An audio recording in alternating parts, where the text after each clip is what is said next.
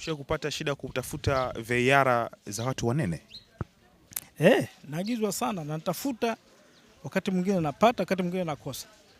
Kwa nini watu wanene wakivaa VAR sometimes zinawabana, alafu kuna zingine zinakuwa mabwanga zaidi? Kwa sababu hizi nguo zetu kwanza mara nyingi sana hazitoki hapa. Zinatoka China, nyingine zinatoka Marekani kidogo sana, Uturuki. Umeona? Kwa hiyo zinapokuja sasa, mtu kama mimi nikaanza kutafuta, inakuwa ni issue sana. Hata mtu mwenyewe nikimpelekea nakuta imembana, nyingine imemzidi zaidi. Kwa hiyo inakuwa ni shida vile vile. Hizi VAR za watoto zina ugumu wote katika kuziuza? Ugumu wake upo. Ugumu gani VAR za watoto kwenye kuuza?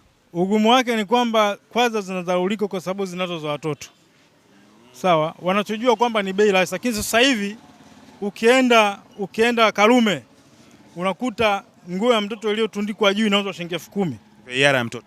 Lakini nikileta hapa mtaani ukimwambia mtu 10,000 anatoka haelewi. VAR ni nini? Mimi labda hapo sijakuelewa kilugha. Unaponiuliza maswala VAR na ulinielekeza kwa mfano nguo ya mtoto, mimi najua ni hivyo shehe. Nimekubamba sijakubamba? Mimi nadhani umenibamba shehe. Tuma salamu kwa watu watatu.